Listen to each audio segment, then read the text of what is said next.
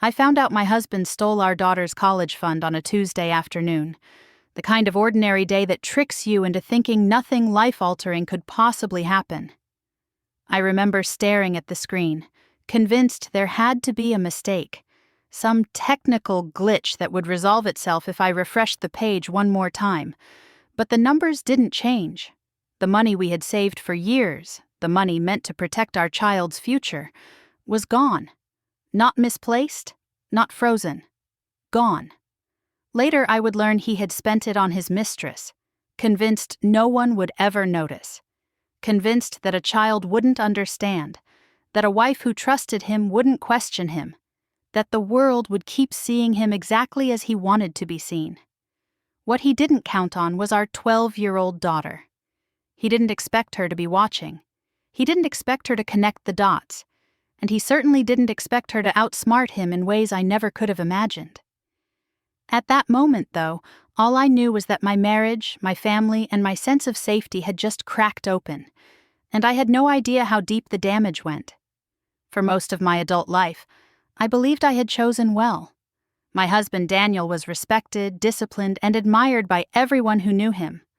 We lived in a quiet suburb outside Denver, the kind of neighborhood where people waved as they pulled into their driveways and talked about college plans long before their kids reached high school. From the outside, we looked solid, dependable, untouchable. I was 34 then, working remotely as a project coordinator after stepping back from a more demanding career when our daughter was younger. It wasn't a sacrifice I resented. I liked being present. I liked knowing the rhythm of our home, the small details of our daughter's life that other parents missed. Daniel had always told people how lucky he was, how our family was his anchor. I believed him. Our daughter Emily was 12 and quietly extraordinary. Not the loud, boastful kind of smart that demanded attention, but observant, methodical, and deeply thoughtful. She organized her schoolwork without being asked, planned weeks ahead, and noticed patterns most adults overlooked. When she talked about the future, she didn't daydream, she calculated. College wasn't just a word in our house. It was a plan, a promise. That was why the college fund mattered so much. It wasn't about prestige or pressure. It was about security, about telling our child without words that her dreams were safe. Daniel handled most of our investments. I trusted him too. We had always agreed on transparency, or at least I thought we had. I managed the household bills, he managed long-term planning, and for years it worked. I never felt the need to double-check him. That trust felt earned. He spoke confidently about the future, about providing, about responsibility. Everyone believed him, including me. Looking back now, I can see the cracks forming long before the money disappeared. At the time, they felt like inconveniences, not warnings. Daniel started coming home later, his attention divided even when he was physically present. His phone became an extension of his hand, angled away from me, silenced when I entered the room. When I asked casual questions, he answered smoothly, almost too smoothly, as if he'd rehearsed. I told myself I was imagining things. Life was busy. Stress did that to people. I didn't want to become suspicious of the man I had built my life with. I didn't want to turn our home into a place of interrogation. So I swallowed the unease and focused on Emily, on routines, on keeping everything steady. Emily noticed before I did. Or maybe she noticed before I was ready to admit it. She would pause in the doorway when Daniel and I spoke, her eyes flicking between us, absorbing tone more than words.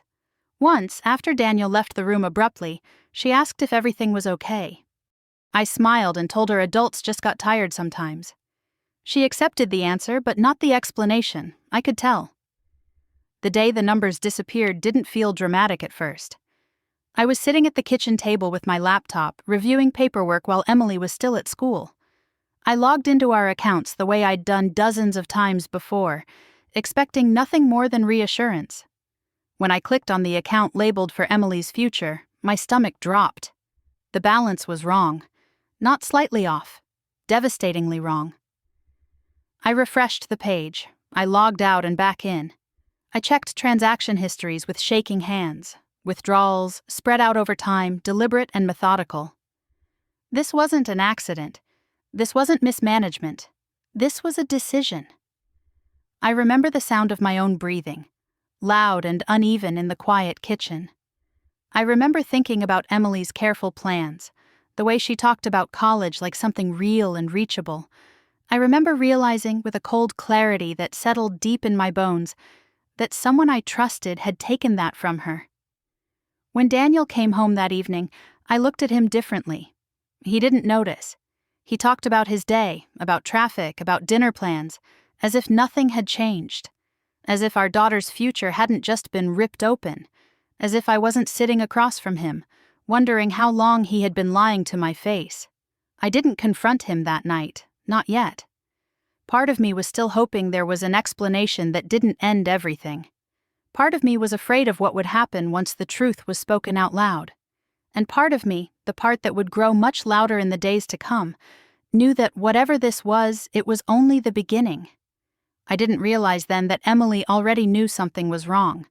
I didn't know she had been watching more closely than I ever gave her credit for. I thought I was protecting her by staying silent. I had no idea she was preparing to protect herself. The first time I truly felt something was wrong, it wasn't during an argument or a dramatic discovery. It was a quiet moment so small I almost ignored it. Daniel was sitting across from me at the kitchen counter, scrolling through his phone while I talked about Emily's upcoming school project. I paused mid-sentence, waiting for him to look up, to nod, to acknowledge he was listening. He never did. When I stopped speaking, he didn't notice. He just kept scrolling, his thumb moving steadily, a faint smile tugging at the corner of his mouth. I told myself it meant nothing. People drift sometimes. Marriage isn't a performance that demands constant attention. Still, something about that moment lodged itself in my chest, heavy and unresolved. Over the next few weeks, those moments multiplied. Daniel's schedule shifted in subtle ways. He left earlier, came home later, always with a reasonable explanation already prepared. Meetings ran long. A client needed him urgently. Traffic was worse than usual. Each excuse fit neatly enough that I felt foolish questioning them. He spoke with the calm confidence of someone used to being believed. His phone never left his hand. When it buzzed, he checked it instantly, sometimes stepping into another room to respond. If I entered unexpectedly, he angled the screen away from me without thinking, a reflex so smooth it felt practiced. Once, when I asked who kept texting so late, he laughed and said it was work. "You know how it is," he added, like we shared a private understanding. I nodded, even though something inside me tightened.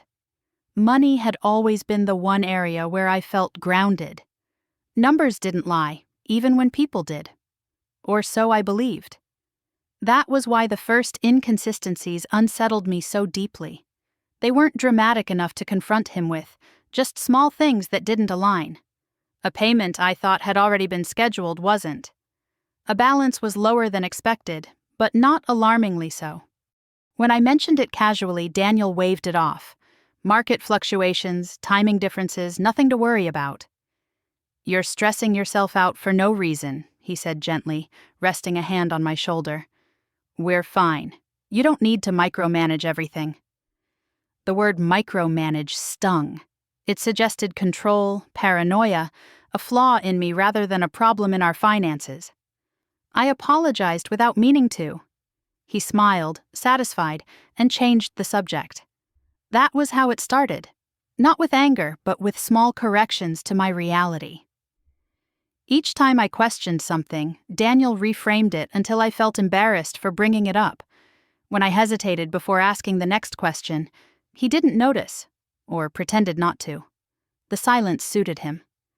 I started doubting myself. I told myself I was tired, overwhelmed, imagining patterns that weren't there. I reminded myself how lucky we were, how many people would trade places with me without hesitation. A good husband, a bright child, a stable life. I didn't want to be the woman who ruined all of that with suspicion. Emily, on the other hand, didn't doubt her instincts. She didn't accuse or confront. She simply watched. I noticed it one evening when Daniel was late again and dinner had gone cold. Emily sat at the table pushing her food around with her fork, her eyes flicking toward the front door every time a car passed. When Daniel finally walked in, she studied his face instead of greeting him. Later, as I tucked her into bed, she asked if Dad was mad at us. The question caught me off guard. I told her no, of course not. Grown-up work stuff, I said. She nodded, but her eyes lingered on me, searching for something I hadn't said. I thought about calling my sister that night. I even picked up my phone, scrolling through my contacts, imagining the relief of hearing someone tell me I wasn't crazy. But I could already hear the response. Daniel's great. You guys are solid. Don't overthink it.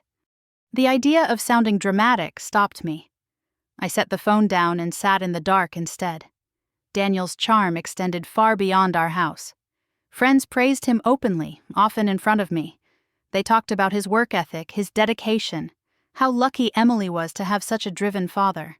Every compliment made my doubts feel smaller, pettier. If everyone else trusted him so completely, what did that say about me? One afternoon, after a school meeting, a neighbor commented on how calm Daniel always seemed. "Nothing rattles him," she said admiringly. I smiled, my face aching with the effort, and wondered if that calm was real or simply something he wore when people were watching. The more isolated I felt, the more carefully Daniel behaved. He brought home flowers once, no occasion attached, and kissed my forehead as if nothing were wrong. The gesture confused me more than it comforted me. It felt like proof that I had imagined everything, or like a reminder that he knew exactly what he was doing. At night, lying beside him, I stared at the ceiling while he slept easily. I replayed conversations, gestures, expressions, searching for something concrete I could point to. There was nothing definitive yet. Just a growing sense that the ground beneath me wasn't as solid as it appeared. The worst part wasn't the fear, it was the doubt. Doubt in my perceptions, my judgment, my right to ask questions. I had spent so long trusting Daniel that questioning him felt like a betrayal in itself, and so I stayed quiet, convincing myself that patience was wisdom. But even as I told myself to let it go, I couldn't shake the feeling that something important was being kept from me. Something that, once revealed, would change everything. I didn't know yet that the cost of that secrecy would fall most heavily on Emily. I only knew that whatever Daniel was hiding, he was very sure I wouldn't find it. The day everything shifted didn't announce itself with drama. It arrived disguised as routine, wrapped in emails and calendars and the comforting illusion that life was still under control. I was at the kitchen table again, laptop open, coffee going cold beside me, mentally juggling the rest of the week.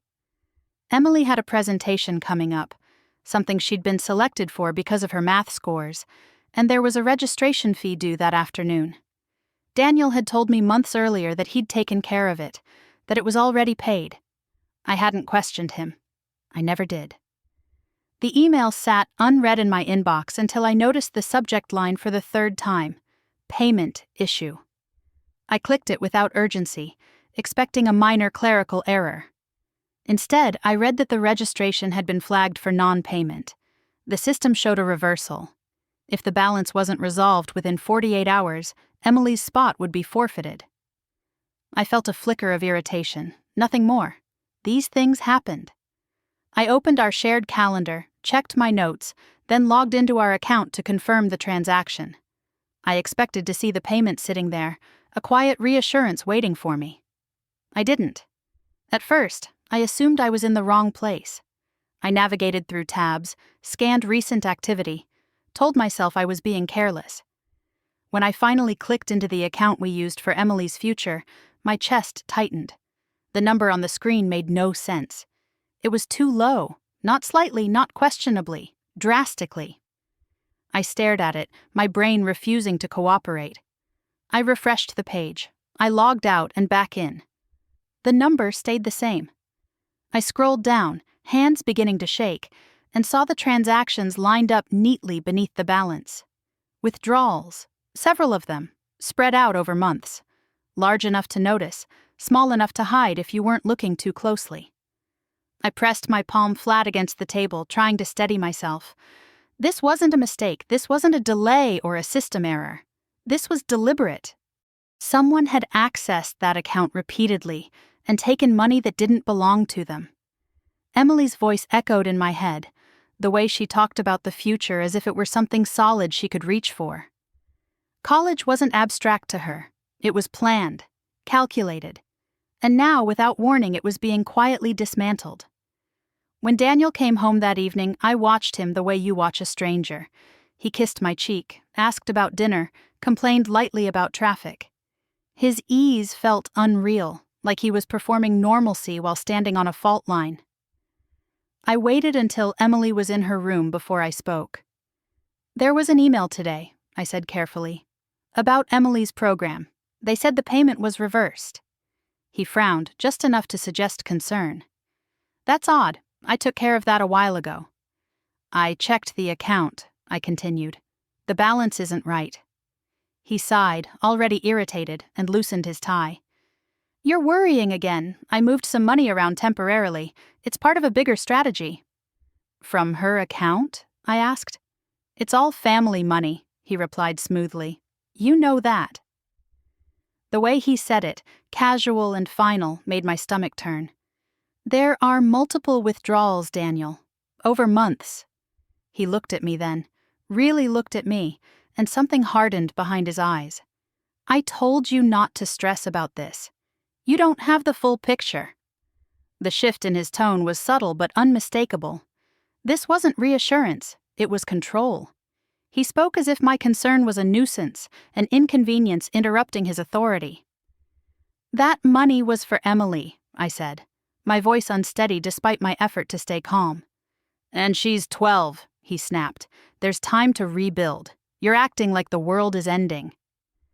The dismissal hit harder than the missing money. He wasn't panicked. He wasn't apologetic. He was annoyed, as if I'd accused him of something petty instead of confronting him with evidence of theft. Emily appeared in the doorway then, drawn by the tension she couldn't fully understand. She looked from me to Daniel, her brow furrowing slightly. I forced a smile and told her everything was fine, that we were just talking about schedules. She hesitated, then nodded and went back to her room. The lie tasted bitter. After dinner, Daniel retreated to his office, closing the door with deliberate finality. I sat alone on the couch, the house suddenly too quiet, replaying the conversation over and over. His certainty scared me more than his anger would have. He didn't behave like someone who'd made a mistake. He behaved like someone who knew exactly what he was doing. That night, lying beside him, I realized something with chilling clarity. The missing money wasn't a misunderstanding waiting to be resolved. It was a choice he'd made, repeatedly, without telling me. A choice that prioritized something or someone else over our daughter's future. The next morning, I called the institution directly, my hands trembling as I verified my identity. The representative was polite, efficient, and devastatingly clear. The withdrawals had been authorized by the primary account holder. There was no error to correct, no safeguard to trigger. Everything had been done properly. I thanked her and hung up, my throat tight. Properly. According to the system, nothing was wrong. According to reality, everything was. I stood in the kitchen for a long time after that call, staring at the wall, realizing how carefully this had been done. The spacing of the withdrawals, the lack of alarms, the confidence with which Daniel dismissed my questions. This wasn't impulsive. It was planned. And as the shock settled into something colder and more focused, one thought rose above the rest, sharp and unavoidable. The money hadn't just disappeared, it had gone somewhere, and whatever Daniel was hiding was big enough that he was willing to gamble our daughter's future to protect it. Once the money stopped being an abstract problem and became a deliberate act, my mind began circling one question I couldn't silence anymore. Money didn't just vanish, it moved, it bought things, it followed intention, and Daniel had never been careless with money. That meant there was a destination for what he had taken from Emily, and the more I thought about it, the clearer it became that I didn't want to know the answer. I started noticing details I had dismissed before, charges that didn't fit our life, restaurants we'd never visited together, tucked into parts of the city Daniel rarely had reason to be in. A boutique hotel receipt buried among work-related expenses, the kind of place couples escape to, not business partners. None of it proved anything on its own, but taken together, it painted a picture I didn't want to see. I told myself there had to be another explanation. A colleague going through a hard time, client entertainment that crossed into excess. I clung to those possibilities because the alternative felt too humiliating to accept. I had built my identity around being perceptive, capable, grounded. The idea that I could be so thoroughly deceived by my own husband made me feel foolish in a way I wasn't ready to confront. Daniel didn't help. When I mentioned the unfamiliar charges, framing them as curiosity rather than accusation, his response was effortless. He laughed lightly, kissed my temple, and told me I was reading too much into things. "You know how expenses blur together," he said. "I handle it so you don't have to worry." There it was again. The subtle repositioning. I wasn't being lied to, not exactly. I was being managed. The moment she became real didn't come with fireworks. It came with a photo. I wasn't snooping. I was clearing space on the shared tablet we rarely used, deleting old files and screenshots when I opened an image by accident. Daniel stood in the frame, smiling in a way I hadn't seen in months. His arm was around someone just out of view, a sliver of red hair visible against his shoulder. The intimacy in his posture made my stomach drop. I stared at the image longer than I should have, my mind scrambling to reject what my eyes were telling me. There was no context, no timestamp that screamed betrayal, but I knew. In that instant, the missing money, the late nights, the guarded phone all snapped into alignment. This wasn't a theory anymore. It was a truth I could no longer avoid. I didn't confront him right away. Part of me needed to breathe, to process the humiliation that washed over me in waves. Another part was afraid of confirming it out loud, afraid of the finality that would follow. Naming something gives it power, and I wasn't sure I was ready to hand that power over. When I did speak to him days later, I chose my words carefully. I didn't accuse. I asked. I mentioned feeling disconnected, sensing distance, wondering if there was something he wasn't telling me. He listened with a patience that felt rehearsed, nodding in all the right places. "You're imagining threats where there aren't any," he said gently. "I've been under a lot of pressure. That's all. I need you to trust me." Trust. The word landed like a weight. It was the same trust he had already violated, the same trust he now expected me to extend blindly. When I pressed just a little further, his expression changed. Not anger, but irritation, as if I were inconveniencing him. "I can't do this if you're going to interrogate me," he said. "It's exhausting." The message was clear. Question him, and I would be the problem. I stopped talking after that, not because I believed him, but because I understood the terrain. He was confident in his version of reality, confident in his ability to shape how others saw him. Without proof, without witnesses, I would sound unhinged, jealous, unstable. He knew it, and I knew he knew it. The isolation set in quietly. I found myself holding back in conversations, avoiding topics that might lead to questions I couldn't answer.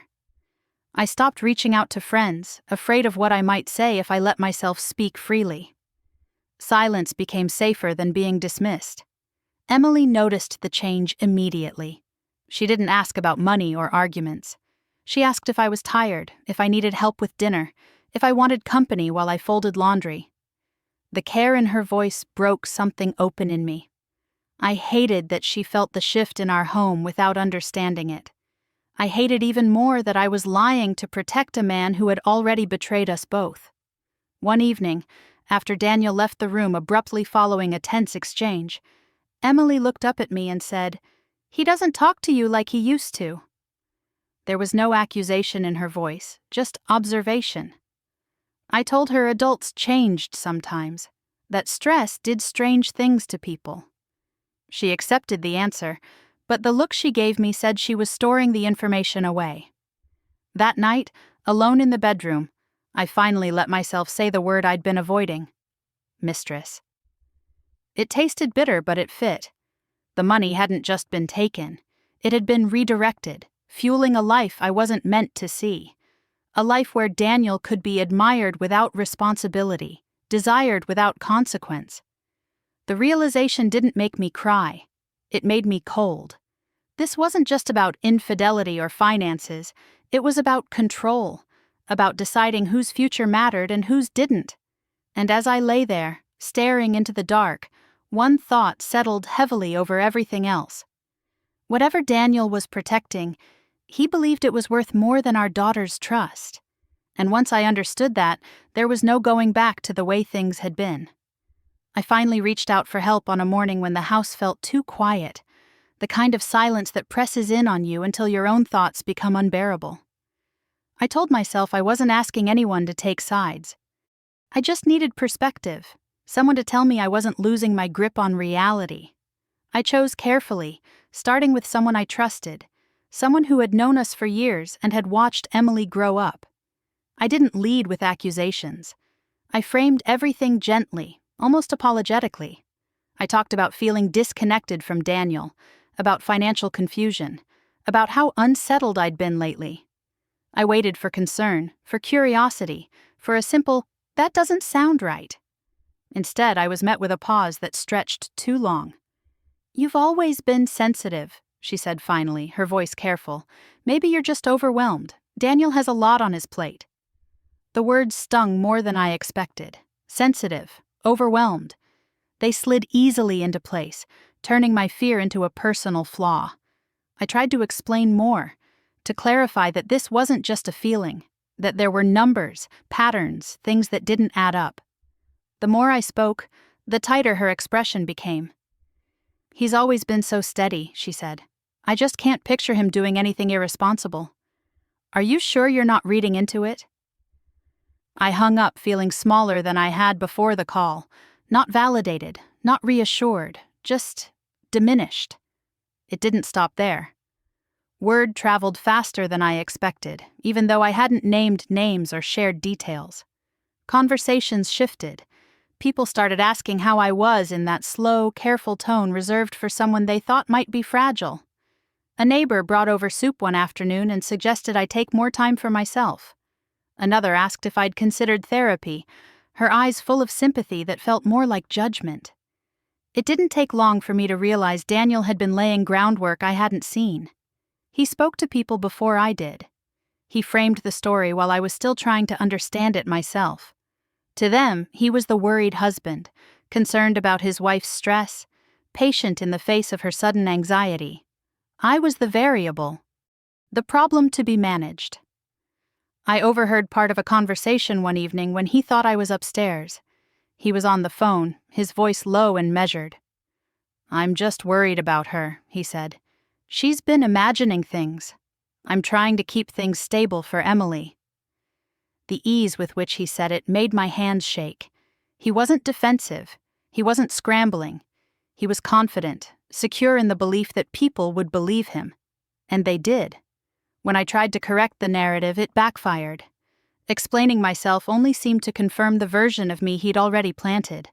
Emotion became evidence against me. Every crack in my voice, every sleepless night etched on my face, worked in his favor.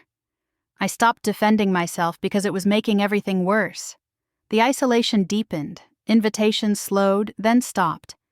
People were polite but distant, like they were waiting for something to resolve itself before engaging again. I felt watched, evaluated, quietly diagnosed. The humiliation was suffocating. Emily noticed before I said anything. She asked why people were acting strange, why one of her friend's mothers had suddenly stopped chatting with me at pickup. I told her adults sometimes got awkward when things changed. It was a weak explanation, and we both knew it. Daniel, meanwhile, leaned into his role. He became visibly generous, attentive in ways that felt performative. He volunteered at school events. He spoke warmly about me in public, praising my dedication while subtly highlighting my fragility. "She's been under a lot of pressure," he'd say, shaking his head with concern. "I'm just trying to support her."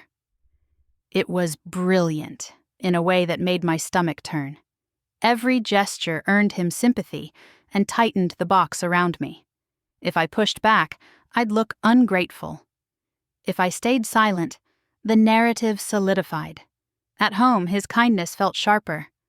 He offered to handle things for me, suggested I rest more, asked if I wanted him to take over decisions I'd always managed. Each offer came wrapped in concern, but carried the same message. I wasn't capable. He was. One night after Emily went to bed, I sat alone at the kitchen table and finally admitted the truth to myself. No one was coming to rescue me. There would be no sudden moment where someone else saw through Daniel's charm and stepped in.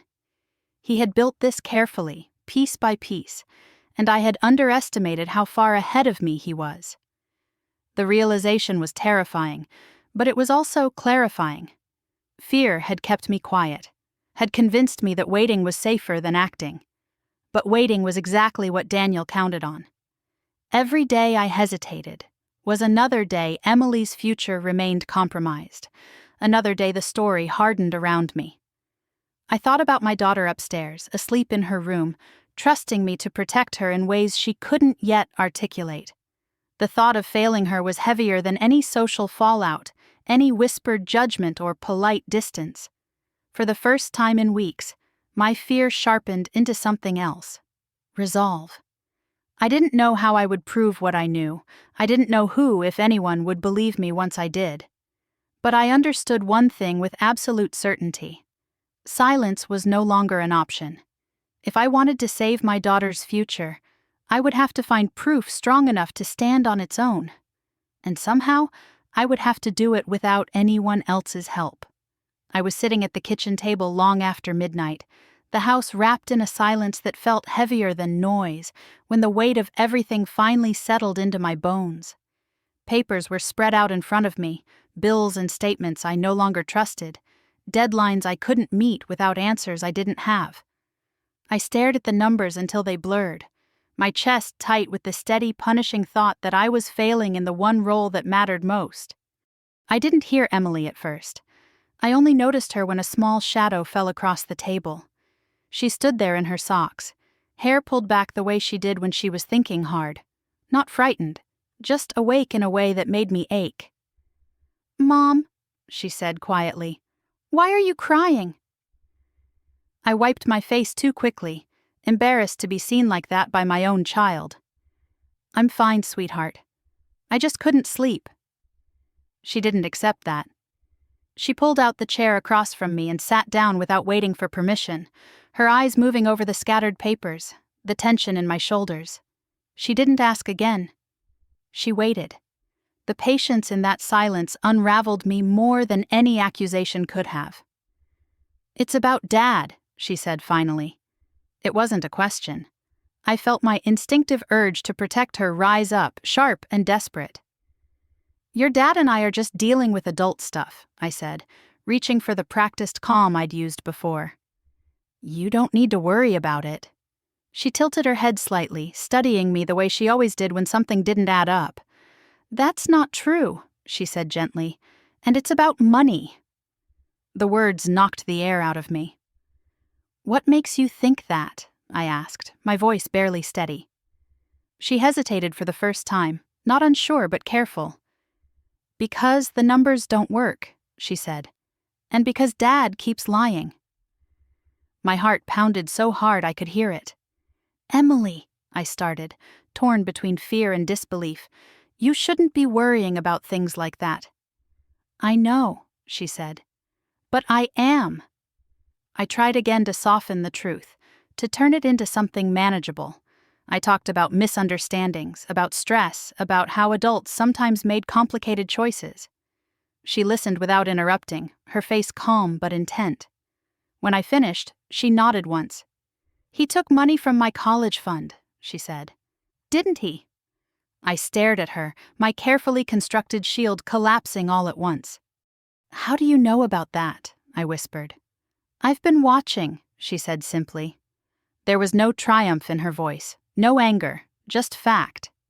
She told me about the things she'd noticed, little inconsistencies I'd brushed aside, the way Dad talked about future plans but avoided specifics, The way payments that were supposed to be automatic suddenly weren't.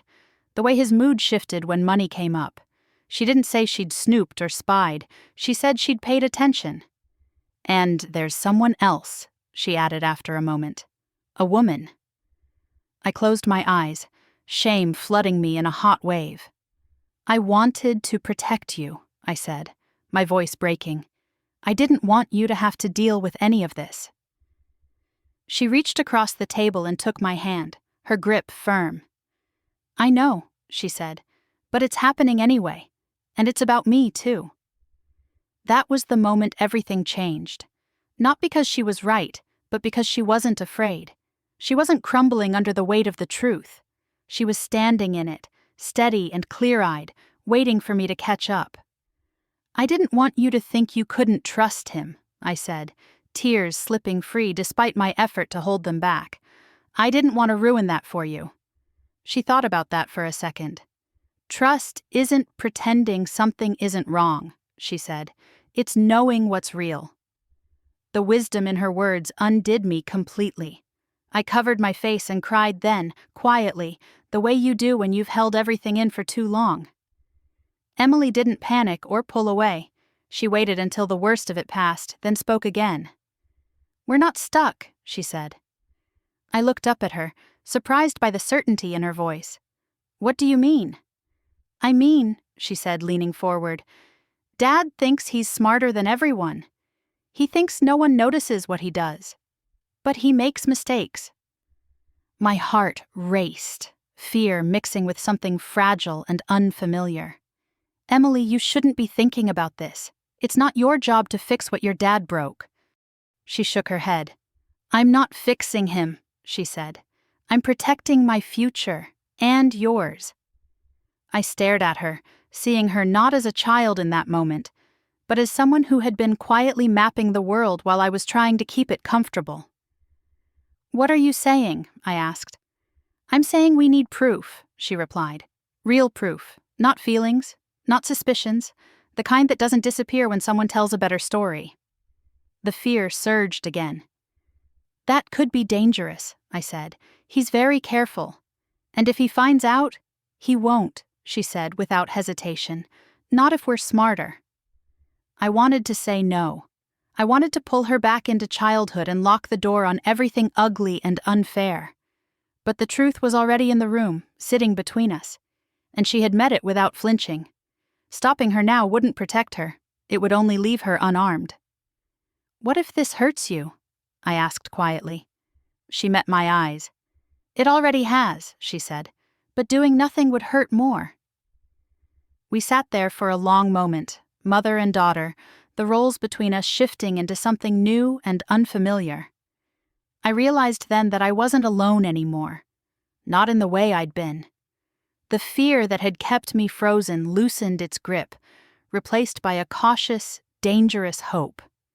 When I finally nodded, giving voice to the decision I'd been circling all night, Emily let out a slow breath she'd been holding. There was no smile, no celebration, just resolve. "Okay," she said softly. "Then we do this carefully." And in that quiet kitchen, with the clock ticking toward morning, I understood that the person who would ultimately expose my husband wasn't me. It was the child he had underestimated, the one who had been watching all along. The plan didn't begin with drama or bold declarations. It began with quiet, careful observation, the kind that slips beneath notice because it looks like nothing at all. Emily didn't rush. She never did. She watched the way Daniel moved through the house, the habits he thought were invisible because no one had ever challenged them. She noticed that he reused passwords, not identical ones but close enough that patterns emerged. Birthdays, initials, numbers that meant something to him. She noticed that he trusted devices more than people, assuming technology was loyal simply because it didn't argue back, and she noticed that when he felt secure, when he believed he was in control, he became sloppy. I hated how much she noticed. I hated even more that she was right. We worked only when Daniel wasn't home. Not because we were afraid he'd catch us in the act, but because Emily insisted on reducing every possible variable. "People don't look for what they don't expect," she told me one evening, her voice calm as she opened her laptop. "If we act nervous, that's when mistakes happen." Watching her work was unsettling. She wasn't reckless or emotional. She was precise. She created lists, timelines, and folders, labeling everything in a way that made my head spin. She explained what she was doing as she went, not to show off, but to keep me anchored. To make sure I understood enough not to panic. She didn't hack anything. She didn't need to. Daniel had already left doors open for anyone patient enough to walk through them. Old devices synced automatically.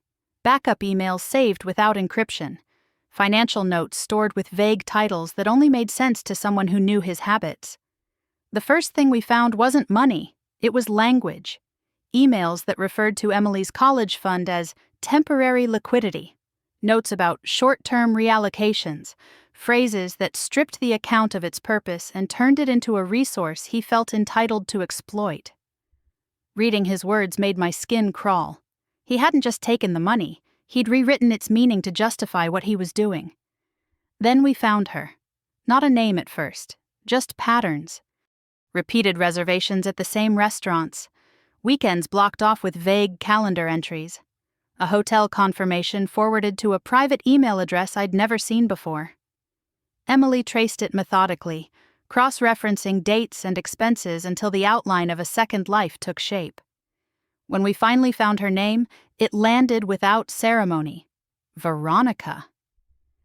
It felt strange to know it, like holding something sharp you hadn't realized was within reach. Emily didn't react at all. She typed it into her spreadsheet and moved on.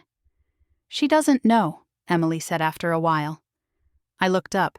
"How can you be sure?" "Because of how he talks to her," she replied. "He lies differently." She showed me the messages, not intimate in the way I'd expected, but strategic. He positioned himself as generous, successful, independent. He framed the money as his, earned and managed without interference. He never mentioned Emily. Never mentioned me in any way that suggested permanence. "He's selling her a version of himself," Emily said. "The same way he sold one to you, just updated." The cruelty of that realization hit harder than anything else. This wasn't a lapse in judgment or a midlife crisis. It was a pattern. Daniel didn't cheat by accident. He curated realities. As the evidence piled up, I felt two competing emotions fighting inside me. Rage, hot and urgent, and fear, cold and paralyzing. Every document we saved felt like crossing another line, stepping further into territory I'd never wanted to enter. I worried constantly about what would happen if Daniel discovered what we were doing. Emily never wavered. She created backups, stored copies in places Daniel would never think to look, and documented everything with timestamps and explanations.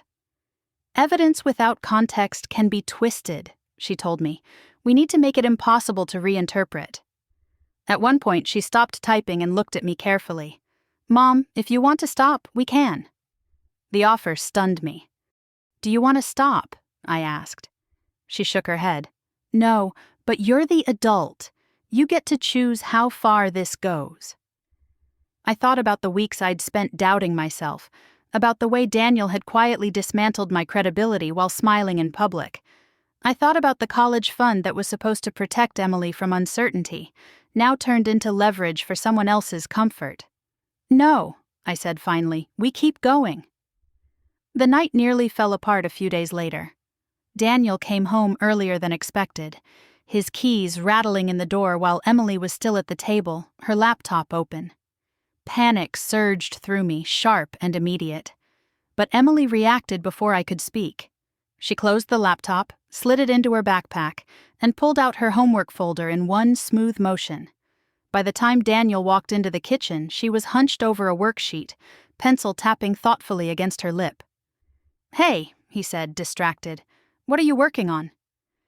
"Math," she replied easily. "I'm stuck on one problem."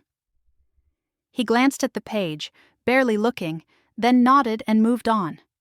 I stood there, heart hammering, while Emily calmly finished her sentence and asked if we were still having pasta for dinner. After he went upstairs, I collapsed into a chair, shaking. That was too close, I whispered. Emily shrugged. He doesn't see what he doesn't value.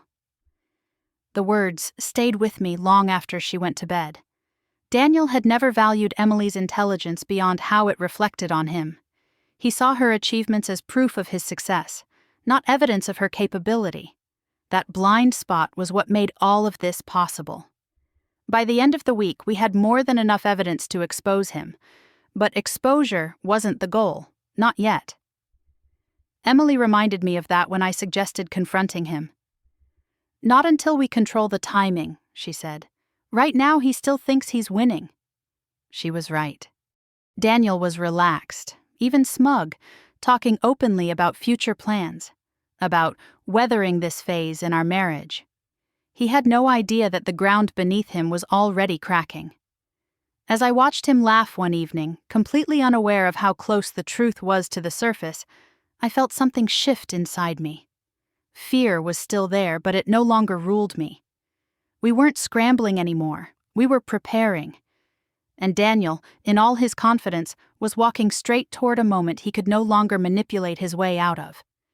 By the time we had everything we needed, the danger no longer felt abstract. It pressed against us from every direction.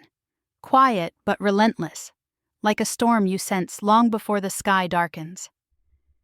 Daniel was changing again, not in the careless way he had when he thought no one was paying attention, but in a sharper, more alert way that made my skin prickle. He started asking questions, not direct ones, casual ones. Where had I been during the day? Why was Emily spending so much time on her laptop lately? Had I noticed anything strange with the internet connection? Each question was delivered with a smile, but his eyes lingered too long, as if he were measuring my answers against something he already suspected. I felt the old fear try to crawl back in, whispering that we had gone too far, that we should stop while we still could. Emily noticed it immediately. She didn't tell me to calm down. She didn't minimize the risk. She acknowledged it. "This is the most dangerous part," she said one evening, closing her laptop with deliberate care. "Right before people lose control, they sense it." I nodded, my throat tight. "What if he figures it out?" "Then we're already late," she replied calmly, "which means we don't slow down. We finish." The next threat came from a direction I hadn't anticipated. A letter arrived in the mail, addressed to Daniel, from a financial firm I didn't recognize. I didn't open it, but I read the return address over and over, my stomach twisting. When Daniel saw it, he smiled to himself, the kind of smile that meant he believed something had gone his way. That night, after Emily went to bed, he told me he was reorganizing assets. Just temporary, he said. A precaution.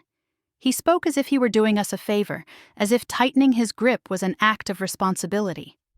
If he did what I suspected he was planning, tracing the money would become far more complicated. Recovery wouldn't just be difficult, it might be impossible. I barely slept. Every sound in the house made me tense. Every vibration of his phone sent my heart racing.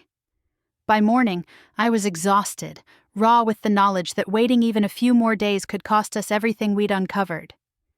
Emily was already awake, sitting at the table with her notebook open, pages filled with neat handwriting and diagrams that mapped out Daniel's next likely moves.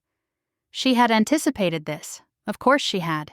"He's accelerating," she said, reading my face before I spoke. "That means we have to, too." Fear surged up again, sharp and undeniable. "If we move now," I said, "there's no taking it back." She met my eyes, steady and unflinching. "There hasn't been for a while." That was the moment I understood what this had been doing to her all along. She wasn't playing detective out of curiosity or revenge. She was responding to a threat the way she responded to everything else in her life, by observing, planning, and acting decisively. The danger wasn't exciting to her, it was unacceptable. The near discovery happened that afternoon. Daniel came home unexpectedly, earlier than usual, while Emily and I were in the middle of reviewing documents. We heard the garage door before we heard his footsteps, the sound slicing through the house like an alarm. My hands went cold instantly. Before panic could take over, Emily moved. She didn't rush. She didn't whisper. She closed files, shut down programs, and slid everything into its place with mechanical precision. By the time Daniel stepped into the room, she was sitting at the table, headphones on, watching a coding tutorial like she'd done dozens of times before. "What are you two up to?" he asked lightly, scanning the room. "Homework?" Emily said without looking up. "And Mom was just helping me think through a problem."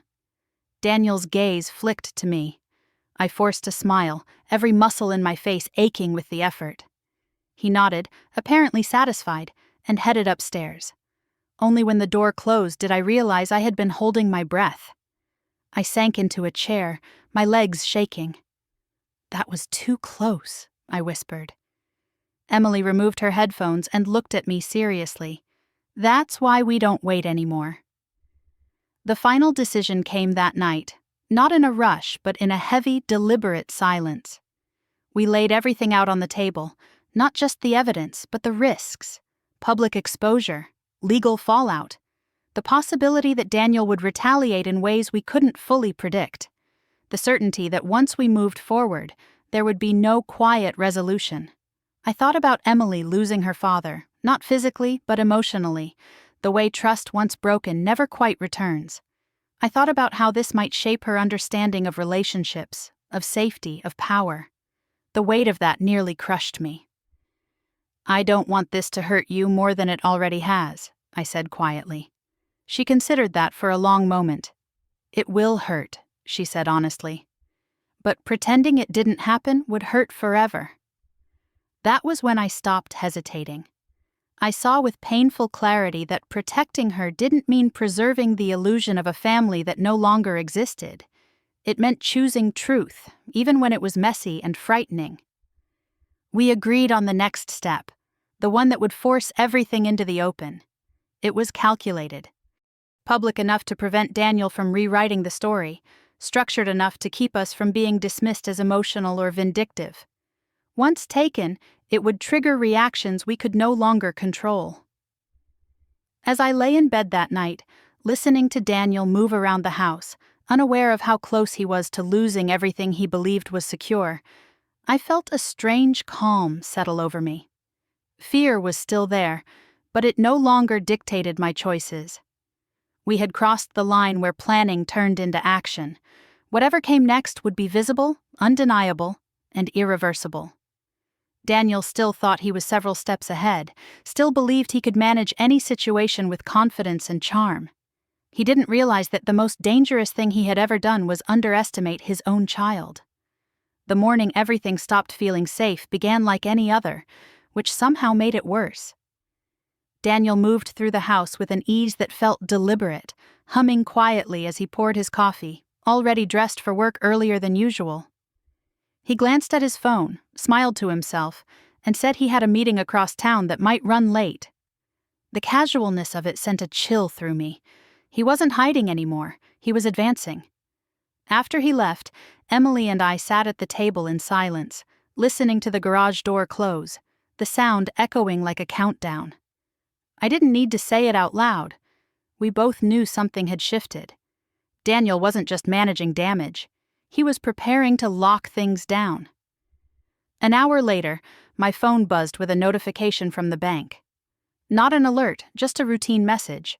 But it was enough to make my heart race. I logged in immediately, scanning accounts with shaking hands. Nothing had moved yet, but there were pending changes, administrative notes that hadn't been there before. Daniel was reorganizing, just like he'd hinted. If he finished what he'd started, the trail we'd worked so hard to follow would disappear. "This is it," I said, my voice barely above a whisper. "If we wait, we lose everything." Emily leaned forward, her eyes already on her notebook. "I know," she said. "That's why today matters." The weight of the decision pressed down on me harder than it had at any point before. Up until now, we had been gathering, preparing, staying hidden. Moving forward meant exposure. It meant stepping out of the shadows and accepting consequences we couldn't fully predict. I felt the familiar surge of doubt, the voice that told me I wasn't built for this kind of fight. "What if this backfires?" I asked. What if he turns it around on us? On you? Emily looked up at me then, her expression serious but steady. He already has, she said. He just hasn't finished yet. The truth of that settled deep in my chest. Daniel had been dismantling our stability piece by piece, confident no one would stop him. Waiting wasn't neutrality, it was surrender. The near discovery came sooner than I expected.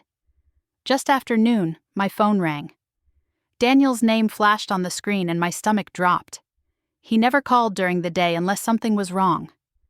I answered, forcing my voice to stay even. He sounded pleasant, almost cheerful, but there was an edge beneath it. He asked where Emily was, what she was working on, whether she'd mentioned anything unusual lately. Each question felt like a test. She's at school, I said. And homework, probably. Why? No reason, he replied lightly. Just checking in. When the call ended, my hands were shaking. Emily had been listening from the hallway, her face unreadable. He's suspicious, I said. She nodded. Which means we can't hesitate anymore. That afternoon, something small almost unraveled everything. Daniel's work tablet, which he rarely used at home, synced unexpectedly, flashing a notification across the screen in the living room. My heart leapt into my throat as I realized what could have appeared. Emily moved instantly, swiping it away, opening a game she knew he'd installed months earlier to look like casual use. When Daniel texted moments later asking if the internet was acting strange, she replied from his tablet before I could stop her, blaming a software update. The speed with which she handled it left me breathless. If I'd been alone, I would have frozen. Instead, the danger passed, leaving behind a heavy, ringing silence. That was too close, I said, once we were sure he wasn't on his way home. Yes, Emily replied calmly. Which means the next step can't wait. The decision that followed felt less like choosing, and more like acknowledging something inevitable. We laid out the final move, the one that would bring everything into the open. It would force Daniel to respond publicly, where charm and private narratives wouldn't save him. It would involve other people, witnesses he couldn't control. Once done, there would be no way to quietly undo it. I hesitated, my mind filling with images of fallout I couldn't soften for Emily. The loss of her father as she knew him. The tension that would follow us no matter what. I wondered if I was stealing something from her by moving forward. She answered that fear before I could voice it. I don't want to pretend anymore, she said. I don't want to grow up thinking this is what power looks like. Her words cut through my doubt with startling clarity. This wasn't just about money or betrayal. It was about what we were teaching her by our choices. Silence would tell her that control went unchallenged, that injustice was something to endure quietly. By evening, everything was in motion, messages sent, appointments scheduled, lines crossed that couldn't be uncrossed. Daniel came home late, distracted and confident, unaware that the world he was securing had already begun to crack. He kissed my cheek, barely looking at me, and went upstairs. I watched him disappear, the man I had once trusted completely, and felt a strange calm settle over me. Fear still lived in my chest, but it no longer dictated my actions. The path ahead was dangerous, exposed, and irreversible, but it was clear. As I turned off the lights and headed to bed, one thought echoed louder than the rest. Daniel still believed he was in control. He still believed no one had the nerve or the intelligence to challenge him. Tomorrow would prove just how wrong he was. The room was bright in a way that felt almost cruel, sunlight spilling through wide windows onto a long polished table where everything was meant to look neutral and professional. Daniel walked in like he owned the air. Relaxed shoulders, confident smile, the posture of a man who believed he was about to negotiate terms, not face consequences. He greeted me warmly, as if we were simply here to finalize logistics, and nodded at Emily with distracted affection, already underestimating her by treating her presence as symbolic. I kept my voice calm as we sat. I had practiced this tone, steady and measured, the opposite of what he expected from me. Daniel launched into his version of events without waiting for prompts. He talked about moving forward, about how amicable things could be if we kept emotions out of it. He framed himself as reasonable, generous even, mentioning how he planned to take care of Emily's needs in the future, as if that erased what he had already done. I let him talk. I let him believe he was still in control. When he paused, I slid a single document across the table. Nothing dramatic, just a summary of recent account activity. His smile didn't fade at first. He glanced at it casually, confident he could explain anything away. He started speaking before he finished reading, using the same language he always did: temporary, strategic, misunderstood. Then I placed a second document beside the first. This one showed dates, amounts, patterns that were impossible to dismiss as coincidence. His voice slowed. He straightened in his chair, eyes narrowing slightly. "This doesn't prove anything," he said. "You're pulling pieces out of context." That was when Emily spoke. She didn't raise her voice. She didn't accuse. She simply leaned forward and placed her hands flat on the table, the way she did when she wanted to be precise. "It's not out of context," she said calmly. "It's my college fund. You've called it that for years. You wrote it in birthday cards. You said it at family dinners. You said it was for my future." The room went quiet. Daniel turned toward her, irritation flickering across his face. "Emily, this isn't something you need to be involved in." "It is," she replied, "because it was my money." I watched the shift happen then, not an explosion, but a fracture. The confidence he'd walked in with faltered just slightly. He tried to recover, laughing it off, telling her she didn't understand how finances worked. That was when I played the recording. His own voice filled the room, unmistakable and unfiltered. He was explaining, casually and clearly, that the money had been designated for Emily's education, but was legally accessible to him. There was no anger in the recording, no pressure, just certainty. Daniel reached for the device instinctively, then stopped himself when he realized everyone was listening. His face flushed, jaw tightening. "That's taken out of context," he said again, but the words sounded hollow now. Before he could regroup, the door opened. Veronica stepped in, confusion written plainly across her face. She looked from Daniel to me, then to Emily, sensing immediately that something was wrong. "You said it was urgent," she said, her voice tight. Emily turned to her, expression steady. "You deserve to know where the money came from," she said. "The condo, the car, the trips. That was my college fund." The color drained from Veronica's face. She looked at Daniel, disbelief hardening into something sharper. "You told me that was your investment money," she said. "You said it had nothing to do with your family." Daniel opened his mouth, then closed it. For the first time since I'd known him, he didn't have an answer ready. "It wasn't stealing," he said finally, desperation creeping into his tone. "It was temporary. I was going to replace it." "You stole from your daughter," Veronica said, her voice shaking. "From a child. And you let me believe I was benefiting from your success." She took a step back from him, as if seeing him clearly for the first time. "This is disgusting." Daniel turned to me then, anger flashing through the cracks in his composure. "You planned this," he hissed. "You manipulated everyone." I met his gaze without flinching. "You did that yourself," I said quietly. "We just stopped pretending." The room felt heavier, the truth pressing down on all of us. Daniel tried to regain control, to speak louder, to assert authority, but every word only made things worse. His explanations contradicted each other. His tone shifted from confident to defensive, then to openly hostile. The mask he'd worn so carefully finally slipped, revealing the fear beneath it. Veronica didn't wait for more. She gathered her things, shaking her head. "Don't contact me again," she said flatly. Then she looked at Emily. "I'm sorry," she added. "I didn't know." After she left, Daniel slumped back in his chair, the room suddenly too quiet. He looked smaller somehow, stripped of the narrative that had protected him for so long. Emily closed her folder, her hands steady. "You can fix this," she said, "but not by lying. You put the money back, all of it, and you stop pretending this was anything other than theft." For a moment, I thought he might refuse out of sheer pride. Then something in his expression shifted, the realization settling in that this wasn't a private argument he could spin. This was visible, documented, unavoidable. "I'll replace it," he muttered.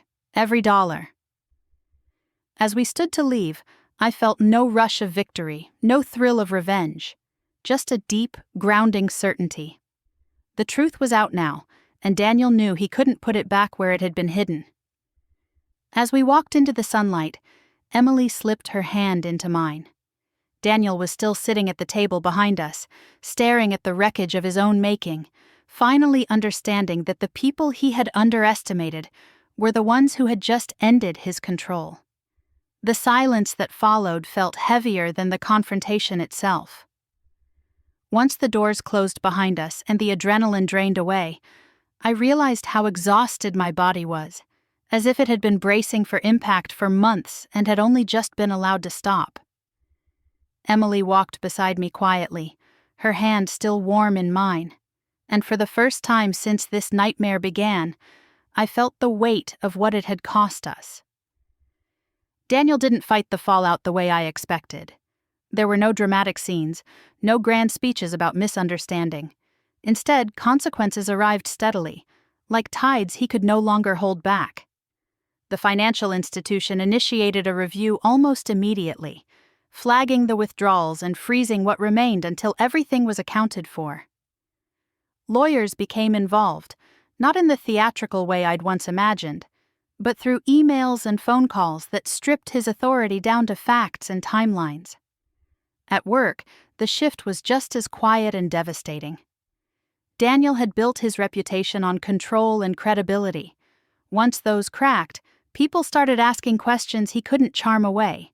Meetings were postponed, responsibilities were reassigned. I didn't celebrate any of it. Watching his power dissolve felt less like revenge and more like witnessing a structure collapse because it had been hollow all along. The money came back slowly, not as a triumphant gesture, but through enforced steps and oversight. Every dollar that had been taken from Emily's future was traced, documented, and returned with conditions attached. The account was restructured, so it could never be treated as a personal resource again. Trust was replaced with safeguards. It wasn't romantic or satisfying, it was necessary. Emily didn't cheer when I told her the fund was secure. She nodded once, absorbing the information like someone far older than 12. Later that night, I found her sitting on her bed, staring at the wall. When I asked if she was okay, she shrugged. "I knew it would work," she said. "I just didn't know how it would feel." That was when I understood what she had lost. Not just money, not just certainty, but a version of her father she would never get back. Daniel tried to reach out to her, awkward apologies and promises that sounded rehearsed. Emily listened politely, but something essential had shifted. She didn't argue or lash out. She simply stopped offering him the unquestioning trust he'd taken for granted. Watching that distance form broke my heart in ways I hadn't anticipated. I wanted to shield her from it, to somehow restore what had been taken without erasing the truth. But there was no undoing it. Some losses don't announce themselves loudly. They settle in quietly and stay. For me, the grief came in waves. I mourned the marriage I thought I had, the future I'd assumed was stable. I mourned the version of myself who believed love and loyalty were enough to protect a family. I didn't blame myself anymore, but I did allow myself to feel the sadness of realizing how carefully I'd been deceived. People reacted in ways that revealed more than they intended. Some apologized awkwardly, admitting they should have listened sooner. Others avoided me entirely, embarrassed by how easily they'd believed Daniel's narrative. I didn't chase closure from any of them. Their opinions no longer defined me. Silence became a boundary I learned to respect. Life didn't magically improve overnight. We downsized, traded the illusion of comfort for something more manageable and real. I returned to full-time work, rediscovering a confidence I hadn't realized I'd lost. There was a strange strength in rebuilding from truth rather than pretending stability existed where it didn't. Emily adjusted too. She threw herself into her interests with renewed focus, not as an escape but as a declaration. Her teachers noticed a difference, a sharper edge to her thinking, a deeper confidence in her voice. She wasn't hardened by what happened, but she was clearer. She understood now that power didn't belong automatically to those who claimed it. Daniel remained present in our lives in a limited way, bound by agreements and conditions that left little room for manipulation. He tried to show remorse, and maybe some of it was real. But remorse didn't restore trust. It didn't erase the knowledge that he had once chosen his own desires over his child's future. One evening, weeks later, Emily and I sat at the kitchen table working on separate things, the quiet between us comfortable rather than tense. She looked up suddenly and asked, "Do you think he knew he was going to lose everything?" I considered the question carefully. "I think he thought he could control the story," I said. "I don't think he believed anyone would stop him." She nodded, satisfied with that answer, and went back to her work. In that moment, I felt something close to peace. Not happiness, not victory, but steadiness. The kind that comes from knowing you stood where you needed to stand, even when it was frightening. The truth had cost us a great deal. It had stripped away illusions and relationships that couldn't survive honesty. But it had also given us something essential in return. Clarity, safety, and the unshakable knowledge that protecting my daughter's future was worth every uncomfortable consequence. As I turned off the lights that night, I understood that this wasn't the end of our story. It was the end of a lie we had lived inside for too long. And for the first time in a long while, that felt like enough. The morning light in our new kitchen felt different, softer somehow, as if the house itself understood it no longer needed to brace for impact. Emily sat at the table sorting her school papers into neat stacks, humming under her breath, the sound calm and ordinary. For a moment I just watched her, struck by how much peace could exist after so much upheaval, how quiet resilience looked nothing like the strength I used to imagine. Life hadn't snapped back into place the way movies pretend it does.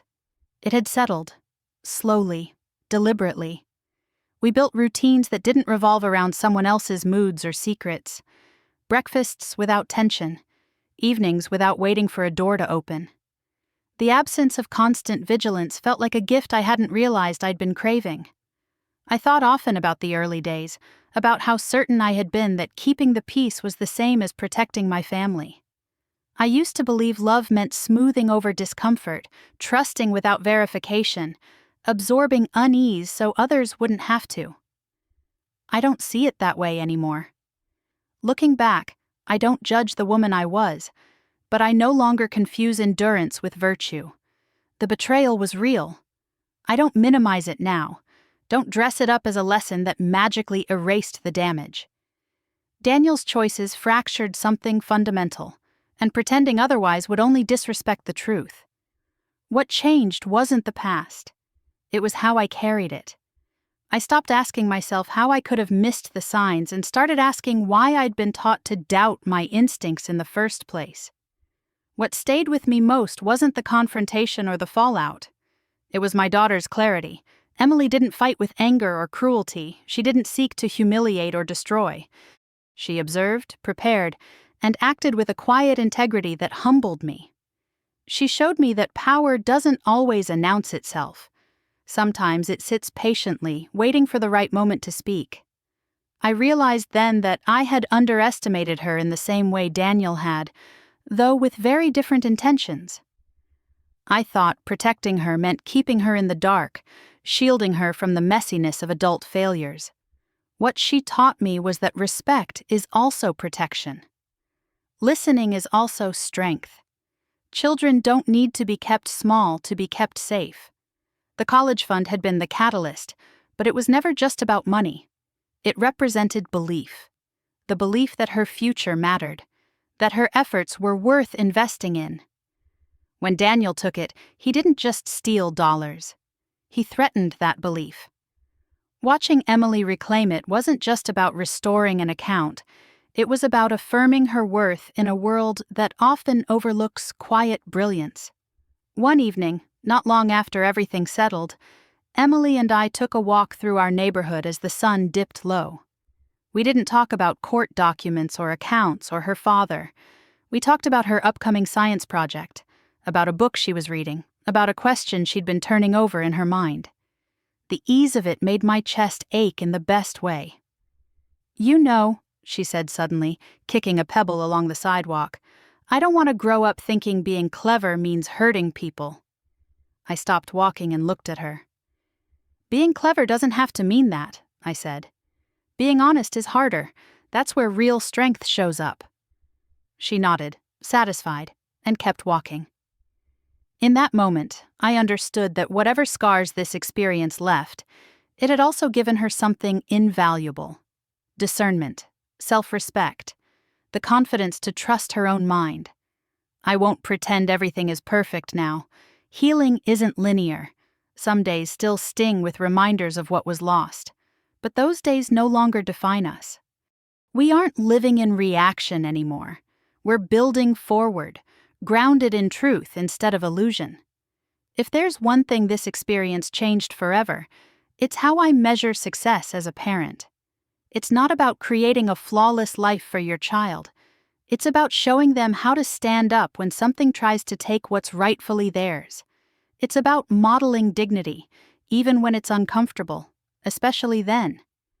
If you're listening to this and you've ever felt underestimated, dismissed, or made to question your own reality, I see you. If you've ever watched a child surprise you with wisdom you didn't expect, you're not alone. Sometimes the smallest voices carry the clearest truth. I'd love to hear your story. Have you or your child ever been underestimated, only to rise in a way no one saw coming? Share it in the comments. If stories about family, justice, and quiet strength resonate with you, stay with us here. Subscribe so you don't miss the next one.